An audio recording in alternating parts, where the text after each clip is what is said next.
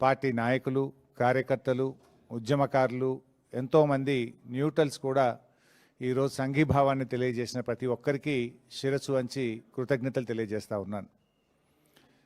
ఇవాళ రేవంత్ రెడ్డి ఇచ్చిన SIT notice అంతా కూడా ఒక ట్రాష్. నిజంగా చెప్పాలంటే ఈరోజు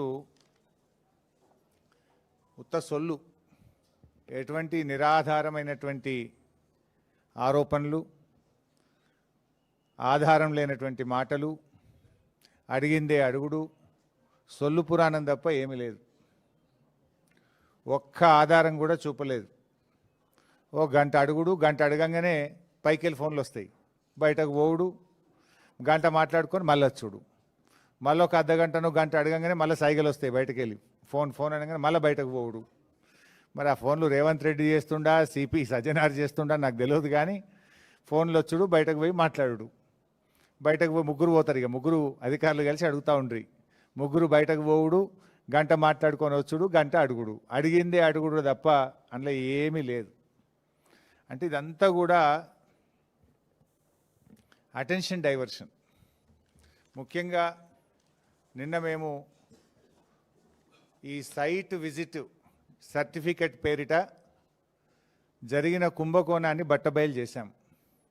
సైట్ విజిట్ సర్టిఫికెట్లో మొదటి లబ్ధిదారుడు ముఖ్యమంత్రి బావమరిది.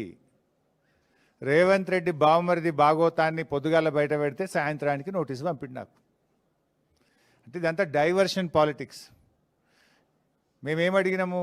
సిట్టింగ్ జడ్జితో విచారణ జరపండి అన్నాం. రేవంత్ రెడ్డి నీకు ధైర్యం ఉంటే, నిజాయితీ పరుడు అయితే, నువ్వు తప్పు చేయకపోతే తక్షణమే సుప్రీంకోర్టు, హైకోర్టు సిట్టింగ్ జడ్జితో విచారణకు ఆదేశించు. ఈ బొగ్గు కుంభకోణాల్లో జరిగిన అవినీతిని మొత్తం బట్టబయలు చేద్దాం.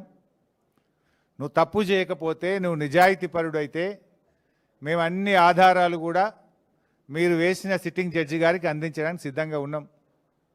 నువ్వు చీటికి మాటికి సిట్లు వేస్తున్నావు కదా, కమిషన్లు వేస్తున్నావు కదా. ఇవాళ మేము అన్ని ఆధారాలతో సూటిగా ఆరోపణ చేస్తున్నాం.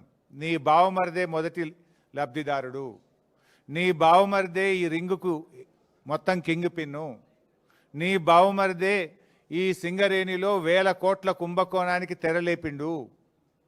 నువ్వు అంత నిజాయితీ పరుడు అయితే, తప్పు చేయకపోతే కమాన్ సిట్టింగ్ జడ్జితో విచారణకు ఆదేశించు, మేము రుజువు చేస్తాం. ధైర్యం ఉంటే ఆదేశించు. అంటే మీ భాగోతాలు బయటపడ్డాయి.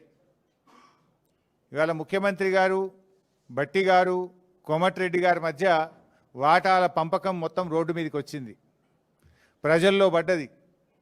టెండర్ల మీ పోరాటం, టెండర్లు నాకంటే నాకని మీరు కొట్లాడుకునేదంతా ప్రజలకు అర్థమైంది.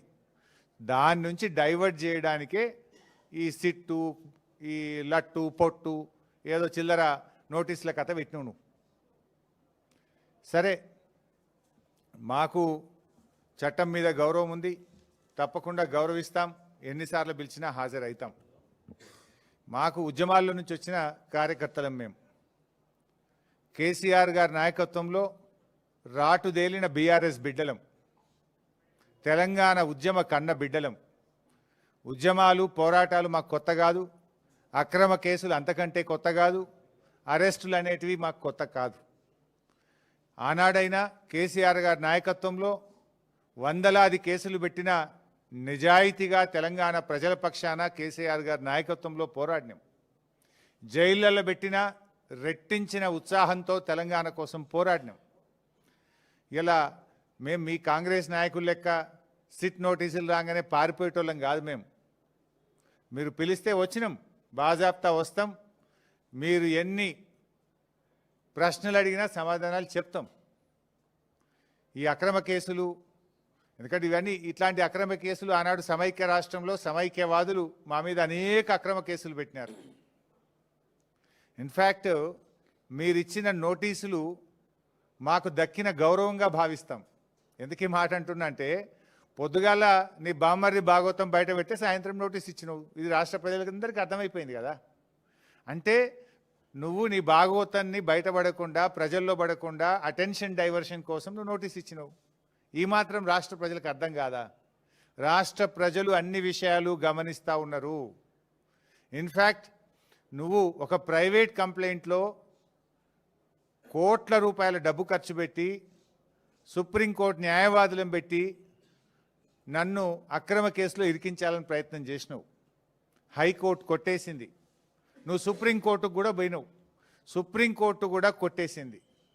న్యాయం గెలిచింది, ధర్మం నిలిచింది. అయినా నువ్వు మళ్ళా ఇంకో కేసులు ఇరికిద్దాము అని మళ్ళొక సిట్టు పెట్టినావు. ఇప్పటికీ నువ్వు 6 గ్యారంటీలు ఎగబెట్టినావు. నువ్వు యనుమల రేవంత్ రెడ్డి కాదు, ఎగవేతల రేవంత్ రెడ్డి అంటే మానకొండూరు పోలీస్ స్టేషన్లో కేసు పెట్టినావు. రైతు రుణమాఫీ చేయలేదు, దేవుని మీద ప్రమాణం చేసి రైతుల్ని దేవుణ్ణి మోసం చేసినావు రేవంత్ రెడ్డి అంటే యాదగిరిగుట్టల కేసు పెట్టినావు.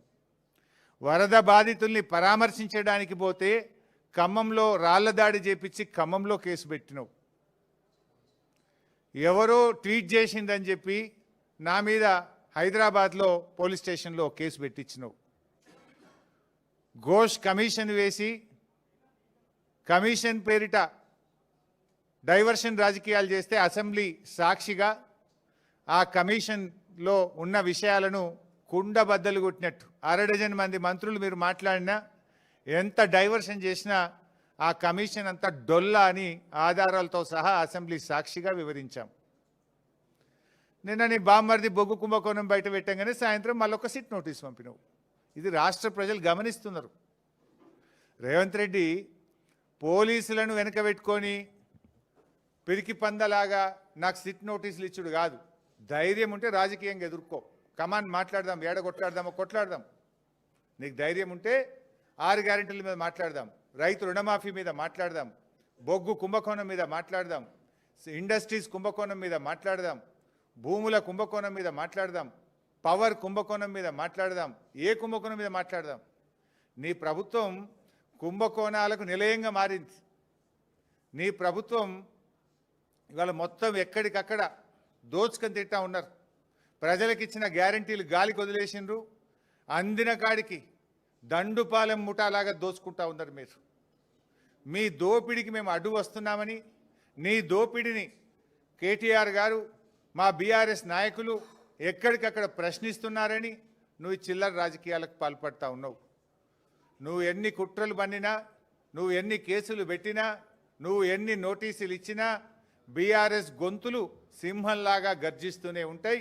నిన్ను అడుగడుగునా తెలంగాణ ప్రజల పక్షాన ప్రశ్నిస్తూనే ఉంటాయి. ఎక్కడ కూడా వెనకడుగు వేసే ప్రశ్నే లేదు. నువ్వు రేపు ప్రజాకోర్టులో సమాధానాలు చెప్పాలి. రేపు ప్రజలు నిన్ను తప్పకుండా, ఇప్పటికే నీ మంత్రులను నీ ఎమ్మెల్యేలను ఎక్కడ పోతే అక్కడ నిలదీస్తున్నారు ప్రజలు.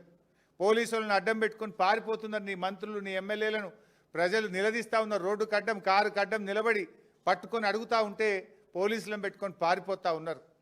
రేపు ప్రజలు తిరగబడే రోజులు కూడా దగ్గరలో ఉన్నాయి. నువ్వు సిట్టు, లట్టు, పొట్టు ఎన్నన్నా వేసుకో, ఏమన్నా చేసుకో. మాకు న్యాయస్థానాల మీద గౌరవం ఉంది. నువ్వు ఎక్కడికి పిలిచినా వస్తా, ఎన్నిసార్లు పిలిచినా వస్తా. నిజాయితీగా సమాధానాలు చెప్తాం. మేము భయపడం. చట్టం మీద మాకు గౌరవం ఉంది.